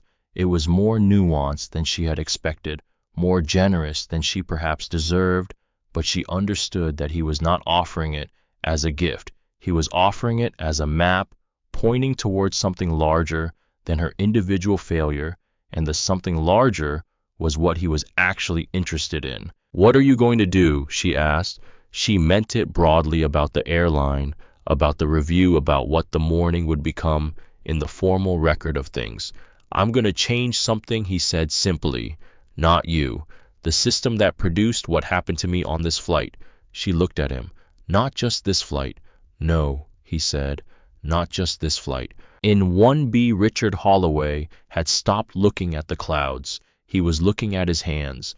They were a 57-year-old man's hands, marked by time, sure in themselves, accustomed to being used as instruments of authority and decision. He had shaken hands with senators in these hands, signed contracts that employed hundreds of people, gestured through boardroom presentations to rooms full of people who deferred to what his hands indicated. I had moved through the world in these hands with a confidence so complete it had never once occurred to him to ask what the confidence was built on, because confidence that has never been tested has no mechanism for generating that question. He heard the conversation from 1A, not every word, but the shape of it, the rhythm of two people reaching carefully towards something true, neither of them performing, both of them uncomfortable in the specific way of people who are being honest in a situation that makes honesty costly.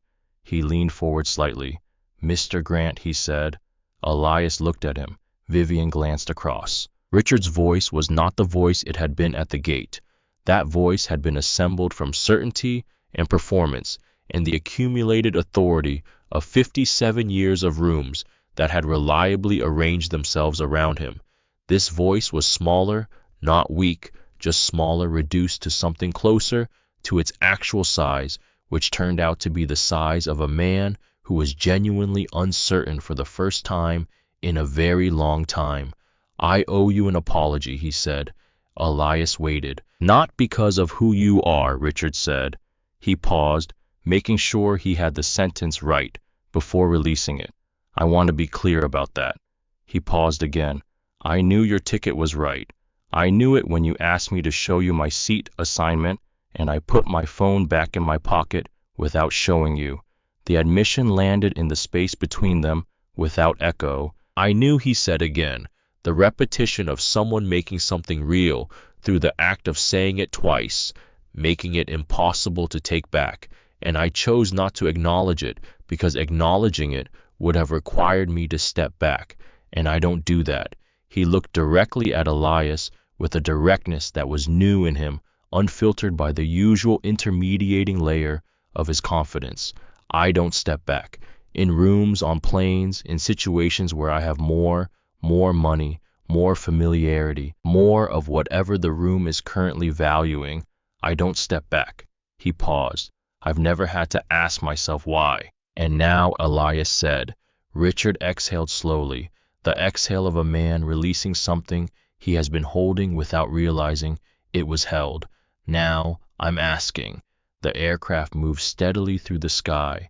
The clouds below had thinned slightly over Indiana, revealing patches of the winter landscape, brown fields in long geometric strips, the grid of small-town streets, the occasional silver thread of a river that was somewhere between frozen and flowing, committed to neither. Elias looked at Richard for a long moment. He thought about what he wanted to say, and he decided, as he decided most things, on the basis of what was true, rather than what was convenient or comfortable or optimally strategic. 38 years ago, he said, I worked at JFK. Richard said nothing, listening, not in the terminal, on the apron, loading bags. Elias said it without the particular inflection that some people bring to sentences about the difficult parts of their past, the inflection that is partly performance and partly a request for a specific kind of recognition, a signal that says, this is where you are supposed to feel something on my behalf. He said it the way you state a fact about the weather or the distance between two places. I was 24 years old. I wore an orange vest, and I moved luggage in January cold, and the people whose bags I was moving never thought once about the man below the floor. He looked out the window. The winter light over the middle of the country was different from the light over New York, broader, less complicated, without the layered urban haze that softened everything in the city into something slightly imprecise. I thought about them, though, he continued. I paid attention to how the whole thing worked. The gates, the sequences, the way authority moved through a system, like an airline. Who gave instructions? Who followed them? What made one person's problem worth solving immediately, and what made someone else's problem worth transferring to someone with less power to do anything about it? He turned back. I spent 38 years learning this industry from the ground up, not a metaphor, literally from the ground, the apron, the maintenance hangars, the scheduling operations, the financial architecture, every layer of how an operation like this one stays in the air and keeps its commitments and manages the relationship between the people inside it and the people it exists to serve. A pause. And this morning, in the amount of time it took one person to decide what she was seeing, 38 years became invisible. Richard held his gaze. The words settled into him, the way words settle when they have found exactly the space they were shaped to fill. That's why you bought it, he said. Not a question, the slow arrival of understanding, the click of something coming into alignment. That's part of why Elias said, to change it from the inside, because that's the only place change actually happens, Elias said. From the outside, you can make noise. From the inside, you can make something different. Vivian had been listening from across the aisle. She felt the sentence land in her with a precision she hadn't anticipated. She thought about the inside, About 22 years of being on the inside of this cabin, this airline, this system, about what she had made different and what she had simply maintained and what she had, without knowing it, made worse, not through malice, but through the unchecked accumulation of assumptions that had never been asked to justify themselves. What does different look like? She asked. Elias considered. It looks like Nora speaking up, he said. And someone listening. Vivian nodded slowly. It looks like a question asked before a decision is made, he continued. It looks like a system that makes the question easy and the assumption hard instead of the other way around. He looked at both of them, Vivian across the aisle, Richard in 1B. It looks like people in the room being willing to say what they see when it costs them something to say it. He reached into his bag, not the folder, a different pocket one he had not opened since boarding. He removed a single sheet of paper and unfolded it on the tray table with the careful attention of someone handling something that already mattered before anyone else knew it mattered. It was a memorandum, clean and formal, bearing the letterhead of American Continental Airlines. The text was brief. It authorized the immediate initiation of a comprehensive review of implicit bias protocols across all cabin crew divisions to be completed within 90 days, with mandatory implementation of revised training standards prior to any crew member's next scheduled flight assignment following the review period.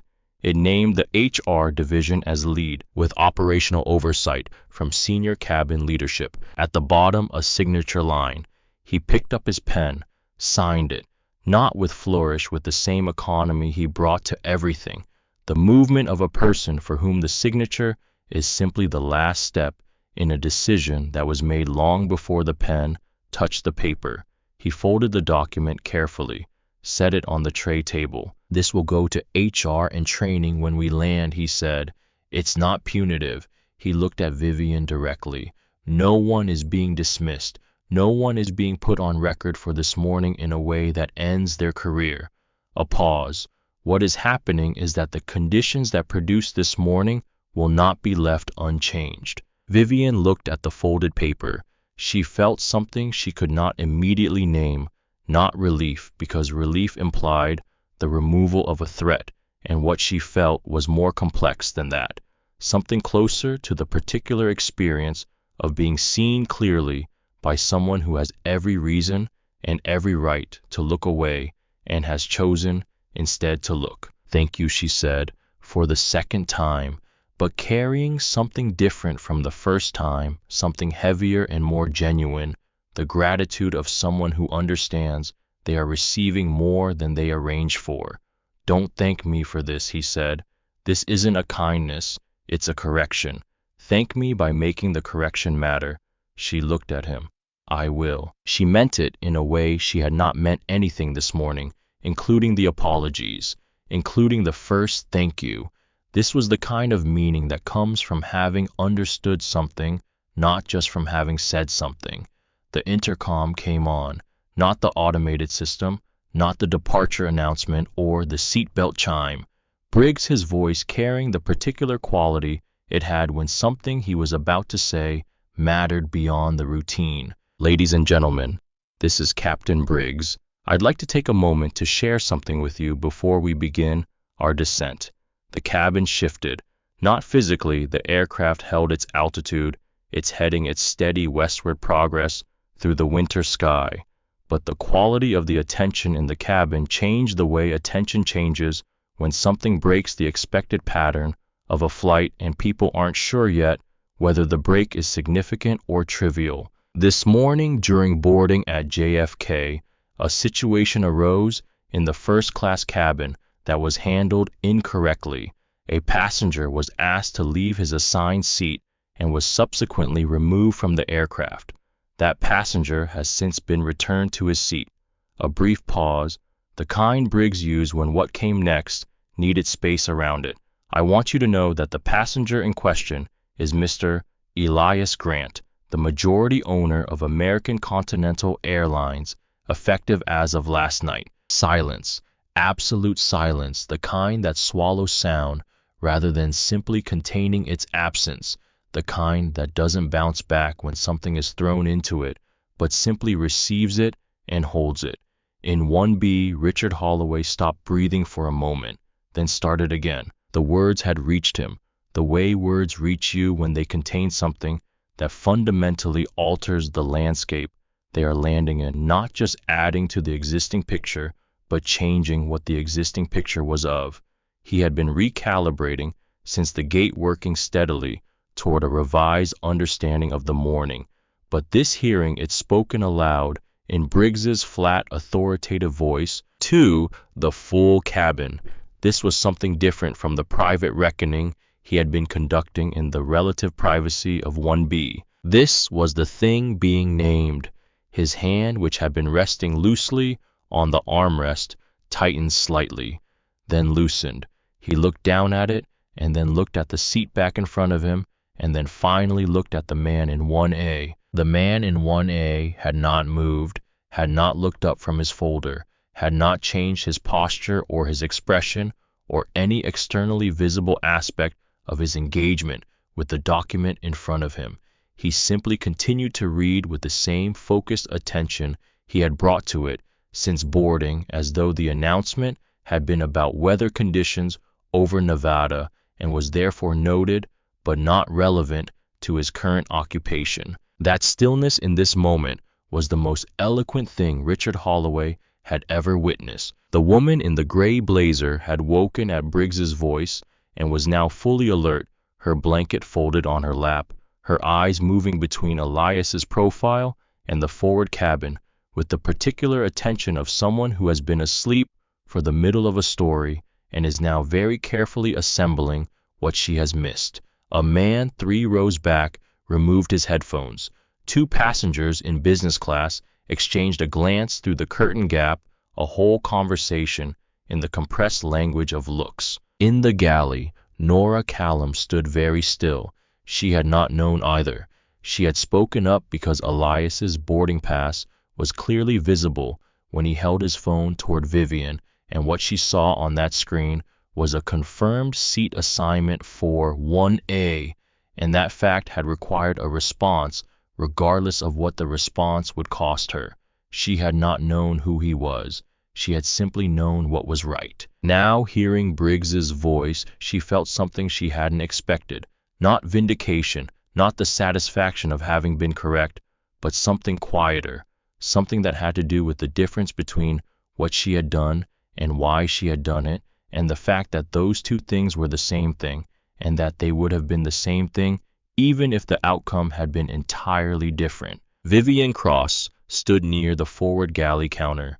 She had known before the announcement, had known since the cockpit had been carrying it through the last hour of conversations and service and the slow accumulation of understanding that the morning had required.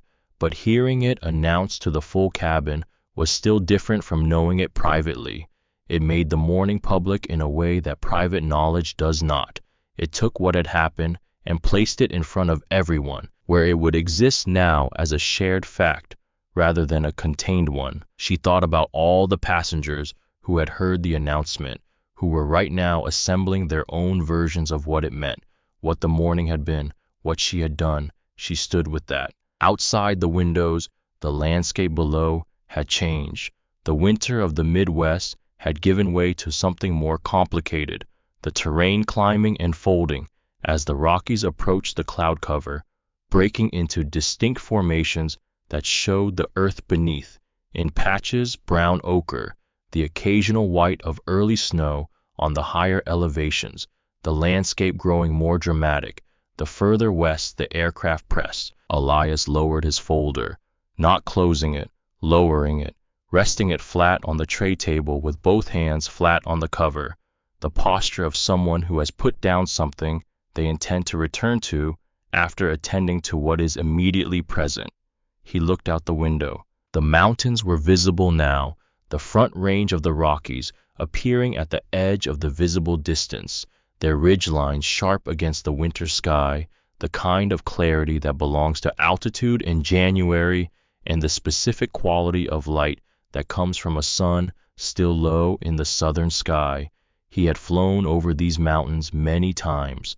From the ground once very early, a road trip in his late 20s, driving west in a car that barely made it with everything he had in the trunk, heading toward the version of himself that was waiting to be built somewhere in the space between where he had started and where he intended to arrive. I had arrived. It had taken everything he had and a great deal of time and a quality of patience that had been in its early years indistinguishable from stubbornness, and which he had learned over decades to distinguish carefully because they were not the same thing even when they produced similar outward behavior.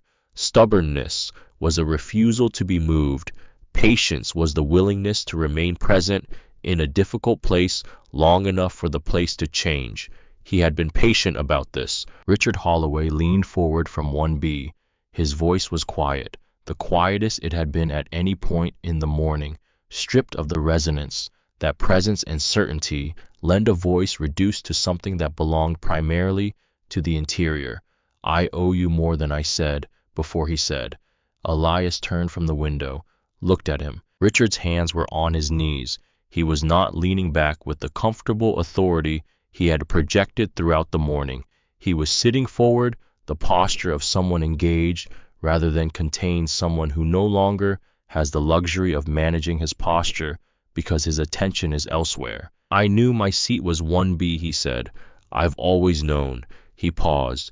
Every time I sit in 1A, every time any of the crew moves someone for me, makes the accommodation, I've known that I was in someone else's seat. He looked at his hands. I told myself it was a perk, that I'd earned it, that the airline accommodated it because I was a valued customer, and valued customers get accommodated. Elias waited. But that's not what it was, Richard said. Or, that's not all it was. He looked up. What it actually was is that I never had to ask. The accommodation happened and I accepted it, and I never once asked who was on the other side of it, who moved, what they were told, what they thought about it. He stopped. Let the silence be what it was. And now you know one of them, Elias said. Richard held his gaze. Yes, he said. Now I know one of them. A long moment passed. The aircraft moved through a patch of mild turbulence, the light chop Briggs had mentioned over the Rockies, the aircraft shuddering gently in the thermals that rose from the mountain terrain, the kind of turbulence that is technically nothing but is felt in the chest regardless. Everyone in the cabin registered it. No one reacted. Elias looked at him. The kind of looking that has set down its own agenda and is simply taking in what is there. What will you do with it? He asked. Not rhetorically, as an actual question, the kind that expects an actual answer. Richard thought about it. Not quickly, with the seriousness the question deserved and that the morning had by now earned from him. I'll stop accepting accommodations I haven't verified, he said. He paused. I'll start asking what's on the other side of them. That's a start, Elias said. I know it's not enough. No, Elias said. It's not. But most things that are eventually enough begin as a start.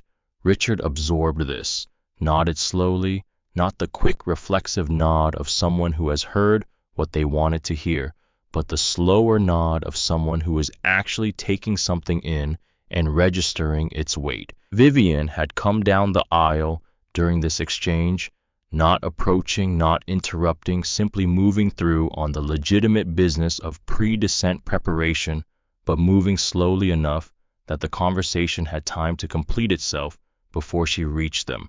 She stopped at row 1 and at row 1B and performed the small pre-descent checks with the efficiency of 22 years, while also being genuinely present to what was happening around her rather than above it. Mr. Holloway, she said, seat upright for descent, please. Richard adjusted his seat. He looked at her briefly. She looked back. Something passed between them. Not warmth, not its opposite, but the specific recognition of two people who have both been part of something that morning that will not be easy to set down, and who both know it, and who are acknowledging that shared knowledge without requiring it to become a conversation. He looked away first. Vivian moved to row 1. Mr. Grant, she said, Then I went back into the cockpit after I spoke with you. He looked at her, waited. Captain Briggs told me that what happens next is partly mine to decide, she said. What I bring to the review, how I account for what I did. He waited. I've been thinking about what I want to say, she said, and I keep arriving at the same place. She paused, standing in the aisle, with the same careful, open posture she had found somewhere between the galley and his seat. I want to say what actually happened, not what I can defend, not what makes the smallest possible footprint. What actually happened. Elias looked at her. And what actually happened? I saw a man who didn't look the way I expected the passenger in 1A to look, she said, and instead of verifying what I was seeing, I acted on what I expected to see. She paused, and when someone tried to stop me, I used my authority to prevent the interruption. He held her gaze. And I've been doing some version of that, she said quietly, for a very long time.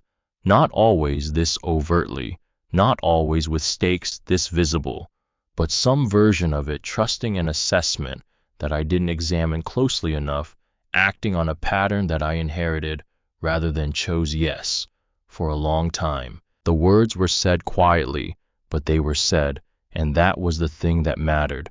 Not to him exactly, though, to him as well, to herself, to the account she was building of what the morning had actually been, the honest account, the one that would live in the part of her that didn't get to revise itself with better language or more manageable framing. Elias said, "What will you do with that account?" "I'll carry it," she said, "and I'll use it. Every time I make an assessment from now on, every time I think I'm reading a situation, I'll ask what the assessment is built on, where it came from, whether it's actually seeing or whether it's deciding and calling it seeing." He looked at her for a long moment, then said, "That's the work." She nodded. "I know it is." She paused. "And I know it doesn't fix what happened this morning." "No," he said, "it doesn't fix it. It's the beginning of not doing it again." Vivian stood for a moment longer. She had one more thing to say, and she had been working toward it for the better part of an hour, and this was the moment it needed to be said in. "The crew," she said, "after the review, I want to be part of changing what gets taught, not just acknowledging that something was wrong, actually building something different." Elias looked at her. "That's not your decision," he said. "That decision belongs to HR and training." "I know," she said, "but I wanted you to know that it's what I want, that my interest isn't in managing the aftermath, it's in the work." He held her gaze for the last measured moment of assessment, the look he had given her from the beginning, the look that took in what was actually there rather than what was being presented. Then he said, "When the review is complete, I want someone from this crew involved in building the new protocols." She waited. "Nora Callum," he said. A pause. She absorbed it. "She'll do it well," she said. "I know," he said. "That's why." A beat. "And you," he said, "if you do what you just told me you want to do, not performing it, doing it, there'll be a place in that work for you as well." She looked at him. She had not expected this. She had not come to him expecting anything other than to say what needed saying and accept what came from it. The fact that something other than consequence was being offered, that was not what she had been prepared for. She said, "Why? Because you're not what you did this morning," he said. "You're also what you've been doing for the last 3 hours." He paused. "And the second matters more than the first if the second is real." She held that. "I'll make sure it's real," she said. He nodded once. "Go get ready for descent." She went. The intercom came on again. Briggs, the routine descent announcement, now the one about Los Angeles and local time and ground temperature and the expected gate arrival, the machinery of the landing reasserting itself over the more complicated machinery of the morning. His voice was the same voice it always was for these announcements, measured, clear, reliable as the instruments he had been running for 26 years. But there was something underneath it, not in the words, in the quality of the attention with which they were delivered, as though the man making the announcement understood more fully than he had at the start of this flight what it meant to be responsible for what happened inside the machine he was flying. Nora came through for the final pre-landing check. Tray tables, seats upright, overhead bins, the reverse of departure, the same small systematic attentions applied in the opposite direction, the aircraft returning to its landing configuration as the ground came back up to meet it. She reached row 1, checked the tray table, checked the seat back, looked at him. "Anything you need before we land, Mr. Grant?" He shook his head. Then Nora. She waited. "What you did this morning," he said, "when you spoke up, I want you to know that I saw it, and that it mattered." She looked at him with the directness he had noticed in her from the beginning, that quality of being actually present in an exchange rather than professionally participating in it. "I didn't do enough," she said. "You did what you could when it cost you something," he said. "That's the foundation. The rest gets built on that." She held his gaze, then nodded the private nod, the same one Vivian had given him, the one that meant something was being kept. "Then, when the review happens, the training review, I'd like to be part of it, if there's a place for me," Elias said. "There is. It's yours if you want it." She looked at him steadily. "I want it." "Good," he said. She moved on. The aircraft broke through the marine layer that sat over the Los Angeles basin in January, that low white ceiling that the city lives beneath in winter, which from below appears to be simply an overcast sky, and from above reveals itself as something the aircraft passes through on its way down to the world. Below the layer, the city appeared vast, horizontal, extending in every direction, with the particular indifferent democracy of its sprawl, no visible edge, no clear center. The ocean somewhere to the west in the January haze, and the mountains somewhere to the east, and between them 10 million people going about the business of a Monday morning in Los Angeles. The freeways threaded through it in their famous complexity rivers of slow traffic, catching the low winter light. The cars and trucks reduced from this altitude to something almost abstract, something that moved in patterns rather than decisions. The landing gear came down. The flaps extended. The aircraft configured itself for final approach with the methodical precision of a system that has performed this sequence 10,000 times and will perform it 10,000 more, each time physically identical and each time carrying something entirely different. In 1A, Elias Grant closed his folder, placed it in the bag, fastened the clasp, the same sequence of motions with which he had begun the morning the mirror of boarding the closing of the bracket. He looked out the window at the approaching city, Los Angeles. He had been here many times across many years, for many different reasons, at many different levels of the industry. He had spent 38 years learning. He had meetings here tomorrow, people who expected him rooms that would configure themselves around his presence in the way rooms do when the people in them know who is entering. He thought about the morning. I thought about it, the way he thought about most difficult things, not with anger, because anger was an early stage response, and the early stages were behind him, now processed in the jet bridge, while he stood at the small window watching the ground crew move through their precise unwitnessed work.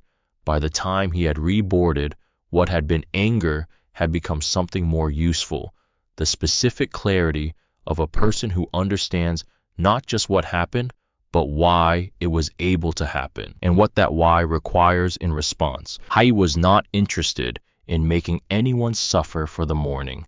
He had never been interested in that particular use of power, not because he was incapable of it, but because he had learned over a very long time that it was the least efficient thing you could do with a wrong. You could apply power to a person and produce punishment, or you could apply it to a system and produce change. He had always preferred the latter. Punishment satisfied something momentary. Change built something that lasted. He looked at the city coming up toward him. I thought about the 24-year-old in the orange vest. He thought about the January cold of the apron and the weight of bags that weren't yours, and the particular quality of invisibility that comes from existing in a role that the system depends on but never acknowledges. He thought about the discipline, long, slow, expensive, in ways that weren't financial, required to convert that experience into attention, rather than bitterness, attention into knowledge, knowledge into the 38-year accumulation of understanding that had produced at 11 o'clock last night the most significant document he had ever signed. I thought about all the people who had moved through cabins like this one over all those years, the ones who had been looked at and not seen, the ones who had believed they were seeing when they were only deciding, the ones who had moved through the world in the comfortable certainty that the arrangement of rooms was simply the natural order of things, never having had reason to ask who had arranged them or at whose expense. I did not feel superior to any of them. What he felt sitting in the seat that had always been his at 37,000 feet, descending toward a city where his work was waiting, was responsible, which was not the same thing as superior, and was, in its way, considerably heavier. The wheels touched the runway with the controlled force of a landing, that momentary, physical insistence of the earth, reasserting its claim on everything that had briefly escaped it. The engines reversed, thrust the aircraft slowing through its own velocity, the city of Los Angeles sliding past the windows at diminishing speed until the aircraft was simply another vehicle moving through the ground-level world, ordinary and earthbound, headed toward the gate. The seatbelt sign chimed off. Around the cabin, the sounds of arrival, phones resuming their connection to the world, overhead bins opening, the rustle and click and low murmur of people reassembling themselves, gathering the pieces of who they were on the ground after the suspension of who they were in the air, the small private work of return. Elias did not move immediately. He sat in 1A with his bag on his lap and looked forward at the bulkhead and breathed once in and out, not dramatically, not as performance, just the breath of a man who has come to the end of something significant and knows it and is taking a moment to know it fully before he moves on to what comes next. Vivian appeared at the front of the cabin. She stood for a moment looking at her passengers, looking at the whole of what she was responsible for, which she was seeing differently now than she had seen it this morning, not managing, not assessing, not making the rapid calculations of category and status that had been for 22 years her primary way of reading a room, just seeing. Her eyes found Elias. I was already looking at her, had looked up at some point during her consideration of the cabin with the unhurried timing of someone who notices things without announcing the noticing. She held his gaze across the length of the cabin. No professional smile, no service industry warmth assemble for the moment, just the mutual acknowledgement of two people who have been through something real together, something that required things from both of them that their ordinary roles did not, and who have arrived at the other side of it, changed in ways that will take time and continued attention to fully understand. She nodded. Once. He nodded back. Richard Holloway stood up, retrieved his bag from the overhead bin, the motion more considered than the departure version of it had been, shrugged on his jacket, checked his phone with the automatic reflex of a man whose world lives inside it, but held the phone for a moment after checking it, looking at the screen before putting it back in his pocket. He paused at the end of his row bag in hand.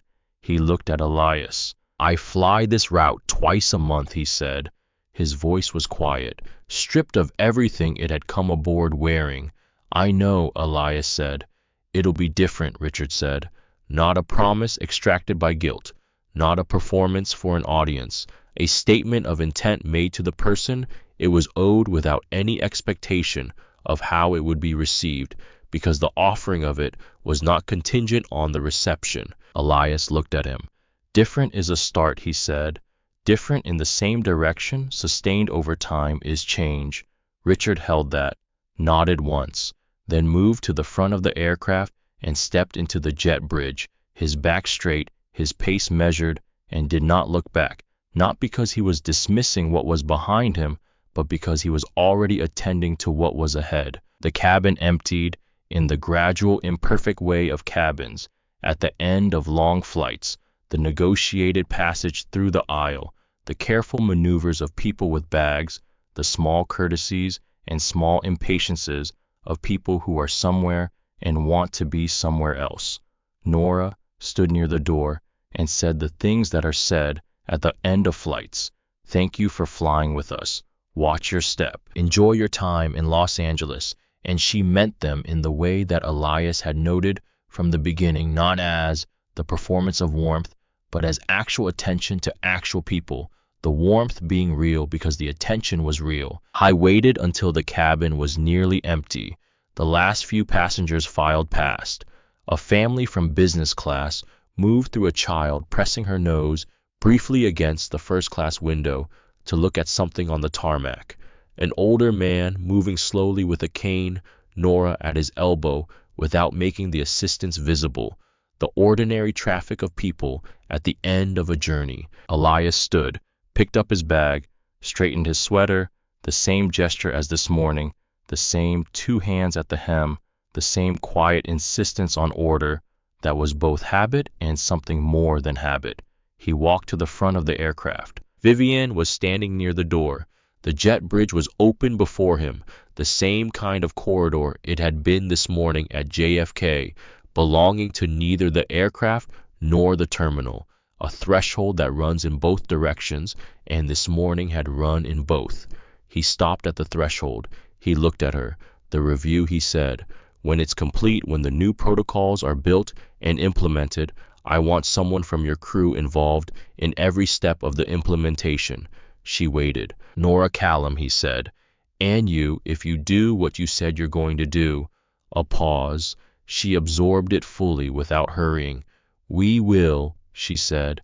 He looked at her for one more moment, then said, Take care of this aircraft, Ms. Cross. The phrase from this morning, the same words spoken at the same threshold by the same voice, but carrying now what they had always been intended to carry, not the parting word of a removed passenger, not a sentiment, not a reproach. The specific instruction of the person whose name was on the operating certificate, whose signature was on the acquisition documents, whose 38 years of accumulated understanding of this industry had produced among everything else. The clarity to know that the most important thing he could ask of the people who flew his aircraft was not performance or procedure, but something older and simpler and harder to train, genuine attention to the people inside it. Vivian Cross stood a little straighter, not with the rigid precision of her earlier posture, not the performance of authority, just the natural straightening of a person who has understood something and is ready to carry it. I will, she said. He stepped into the jet bridge and walked toward the terminal. His pace was the same measured, unhurried pace it had been at 6:45 this morning when he had walked in the other direction. The fluorescent corridor hummed around him.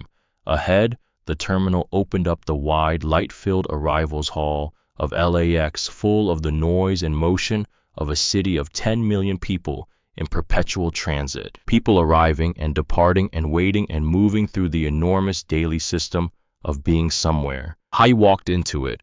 No one looked. No one recognized him.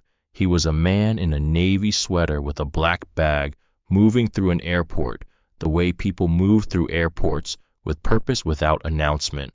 One person in the flow of thousands, each carrying their own morning and their own history and their own version of where they had been and where they were going. He found a quiet corner near the west-facing windows and set his bag down.